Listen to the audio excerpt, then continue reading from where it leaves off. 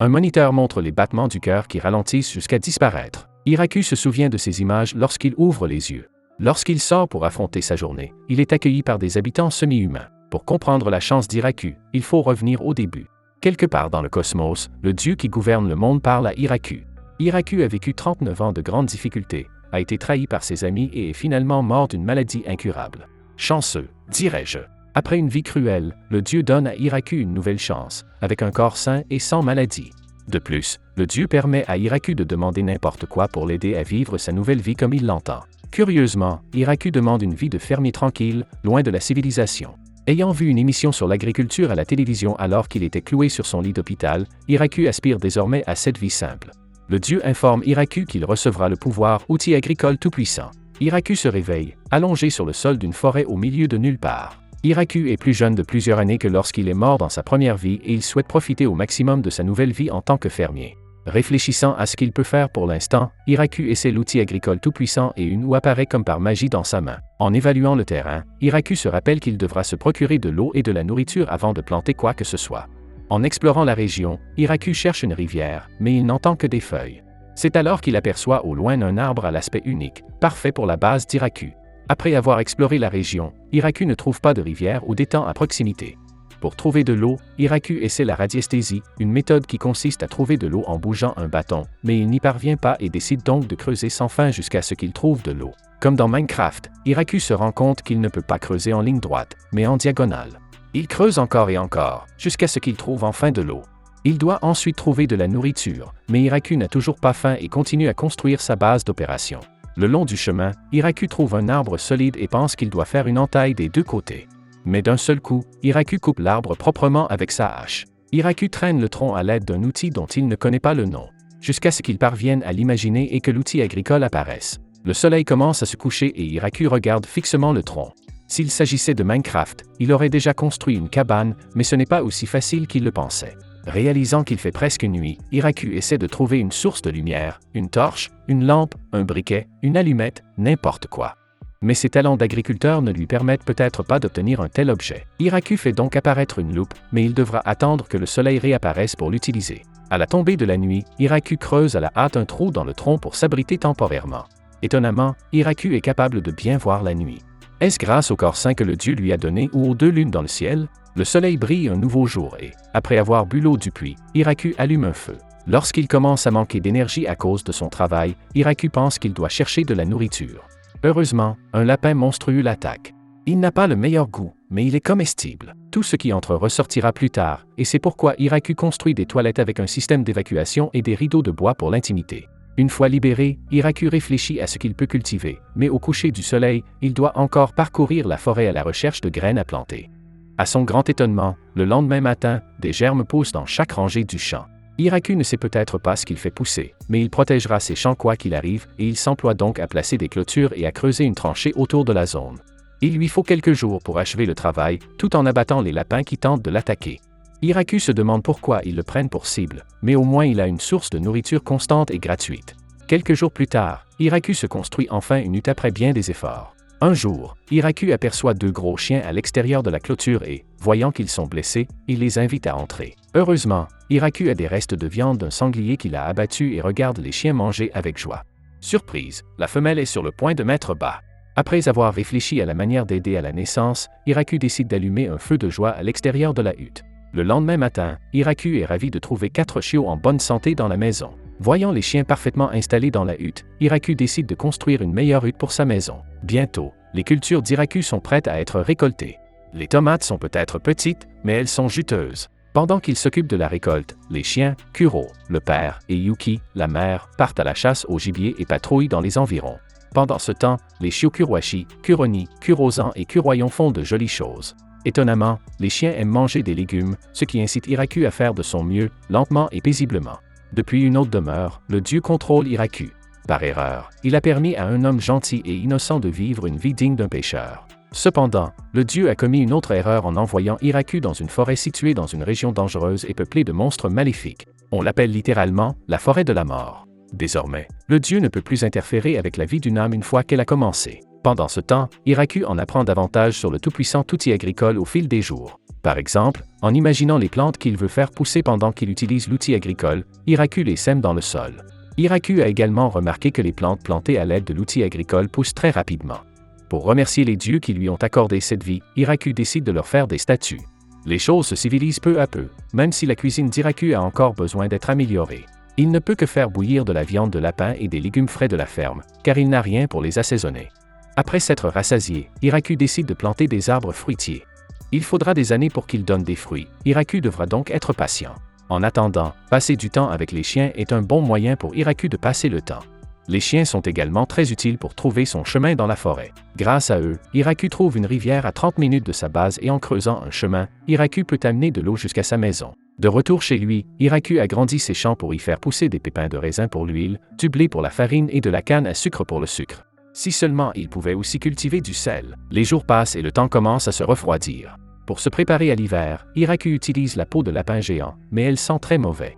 La seule solution est de rester à l'intérieur et de ramasser du bois et de la nourriture. Pendant qu'Hiraku s'y emploie, Kuro l'avertit de la présence d'un visiteur. Il s'agit d'une araignée géante capable de fabriquer de très beaux tissus. Hiraku décide de nommer l'araignée Zabuton et de la laisser vivre dans le grand arbre, en mangeant des pommes de terre. Grâce à l'araignée géante, Hiraku a maintenant des vêtements, des draps et des rideaux pour l'hiver. Tout en mangeant des pommes de terre insipides, Hiraku se demande depuis combien de temps il n'a pas parlé à quelqu'un. Il risque d'oublier comment parler. La saison froide s'estompe et le printemps arrive bientôt.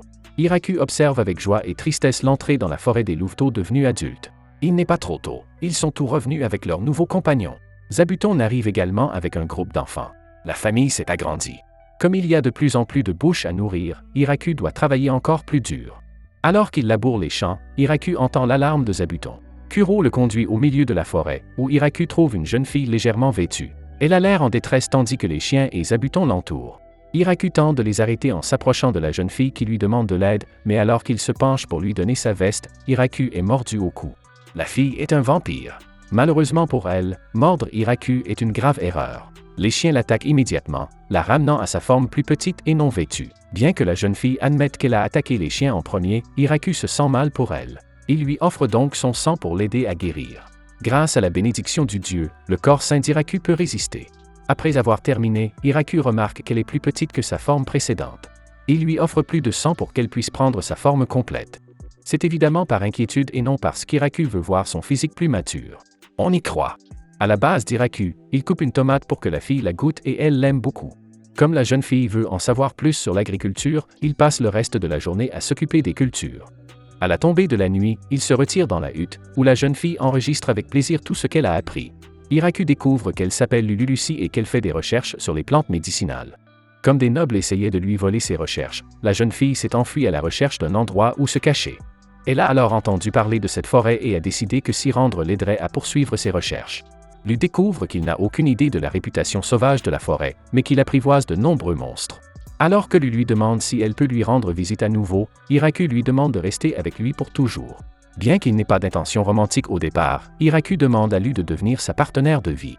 Lu accepte et Hiraku se jette sur elle pour la serrer dans ses bras, tout excité. Le lendemain matin, Lu choisit de rester sous sa jeune forme afin que Hiraku puisse mieux se contrôler. Lu devient ainsi le premier habitant du village demi-humain d'Hiraku. Lu utilise une magie simple pour éclairer divers endroits du village. Quant au sel, Lu indique une bande de sel sous le sol qu'Hiraku n'a pas remarqué. Il a donc mangé de la fadeur tout le temps en vain. Il ne profite que brièvement de la tranquillité du verger, lorsque Zabuton donne l'alerte. La situation semble familière, mais au lieu d'un vampire, c'est un ange qui est coincé par des chiens. Hiraku la libère, mais il remarque que Lu tente de quitter les lieux. L'ange ordonne au vampire de s'arrêter et les chiens attaquent l'ange. Quelques instants plus tard, Lu présente Hiraku à l'ange comme son mari. L'ange s'appelle Tia et dans ce monde, les anges sont une race de guerriers. Tia cherche Lu car sa tête est mise à prix après que le vampire se soit déchaîné et ait irrité un noble. Au cours de leur conversation, Lu demande avec enthousiasme si Tia veut vivre avec eux. Hiraku est bien sûr tout à fait d'accord. Bien qu'incertaine, Tia suit Lu pendant que le vampire lui fait visiter les environs. Une fois la visite terminée, Lu emmène Tia dans les champs. Hiraku montre à Tia comment récolter les choux.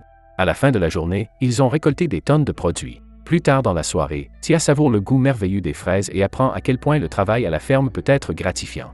Lu profite de ce moment pour demander à Tia de rester. Le lendemain, Tia invoque un golem de pierre pour l'aider à ériger des clôtures. Alors qu'ils transportent la récolte, les nouveaux oursons viennent les saluer. La famille de Kuro et Yuki est devenue très nombreuse, à tel point qu'Hiraku a du mal à les nommer tous. Hiraku construit un espace pour les chiens à côté du verger pour faire de la place au nombre croissant de chiens. Pendant ce temps, certains des enfants de Zabuton s'envolent pour un nouveau voyage, tandis que d'autres ont choisi de rester. Mentia demande bientôt à partir, mais elle revient bientôt avec cette fille elfe dirigée par Léa, qui ont entre 300 et 400 ans. Elles vivaient toutes dans un village situé loin au nord, mais leur peuple a été anéanti après avoir été entraîné dans une guerre entre humains. Après avoir entendu leur triste histoire, Hiraku accueille volontiers les filles dans son village. Avec l'arrivée de cet nouveau villageois, ils vont devoir construire une véritable maison. Les elfes en savent plus sur la construction que Hiraku, qui se contente donc de creuser des trous, d'aplanir le sol et de ramasser du bois pour eux. Au bout de 10 jours, une maison très spacieuse est achevée. Plus tard dans la journée, les filles elfes participent aux travaux de la ferme. Pendant qu'Hiraku et Léa ramassent de l'ail pour le stocker, Léa dit qu'elle a l'intention de faire des travaux d'extraction et de forge pour le remercier de son hospitalité. Ils construisent rapidement un poste de travail de forgeron, qu'ils utilisent pour fabriquer un wok pour Hiraku. Pendant près de 200 ans, les elfes n'ont pas réussi à s'installer et à se reproduire. Au moins, ils ont maintenant une chose sur deux obtenue. Hiraku évite de parler de la deuxième chose pour l'instant. Le lendemain, Leaf aborde Hiraku pour lui demander si elle peut leur faire du pain, ayant vu que le village possède un champ de blé. Grâce à la levure qu'elle apporte avec elle, ils peuvent faire du bon pain à partager avec tout le monde. Alors qu'il envisage d'agrandir les champs de blé, Hiraku se demande si le terrain appartient à quelqu'un. Lui répond qu'il appartient au roi des démons, mais comme Hiraku a tout construit sans aide extérieure, il peut revendiquer ce terrain comme le sien. Je ne crois pas que ça marche comme ça. À la nuit tombée, Hiraku se consacre à sa cabane en bois. Le lendemain, l'araignée se présente avec une guêpe géante attachée, alors Hiraku construit une ruche pour la production de miel. Hiraku construit également un réservoir dans l'intention de puiser l'eau de la rivière. Ils utilisent alors des briques fabriquées avec le marteau magique pour enfin transporter l'eau. Enfin, ils ne doivent plus marcher une demi-heure pour aller chercher un seau d'eau. En plus de l'eau, du poisson arrive de la rivière, un aliment qu'ils n'avaient pas apprécié depuis longtemps. L'eau étant désormais disponible, Hiraku décide de construire une rizière. Il demande donc aux filles elfes de planter des pousses de riz dans l'eau. Une fois que le riz a poussé, Hiraku fabrique une batteuse et montre aux filles comment l'utiliser pour obtenir du riz. Ensuite, Hiraku demande à Lou d'allumer un feu pour faire bouillir le riz. Enfin, Hiraku crée de parfaits onigiri au saumon pour les filles, qu'elle adore. Après une journée de travail dans les champs, Hiraku remarque que les filles elfes se nettoient avec leur magie. Il manque donc un bain chaud. Mais où ira l'eau sale? Heureusement, dans ce monde, il y a les limaces, qui sont de véritables charognards. Ce soir-là, c'est l'heure du bain et il est obligé de se déshabiller devant les filles pour leur montrer comment fonctionne un vestiaire et une baignoire. Le voyant soulagé, les filles se déshabillent et sautent dans la baignoire avec lui, arguant qu'il est préférable de se baigner ensemble. Le lendemain, Hiraku constate que ses champignons ont poussé, mais 5 autres filles elfes arrivent soudain à la recherche d'un abri. Lui motive les filles à aider à agrandir le village et à faire beaucoup d'enfants. Beaucoup d'enfants? Avec qui? Si vous voulez savoir ce qui arrivera au village en expansion de Hiraku, commentez, abonnez-vous et laissez un like. Merci d'avoir regardé.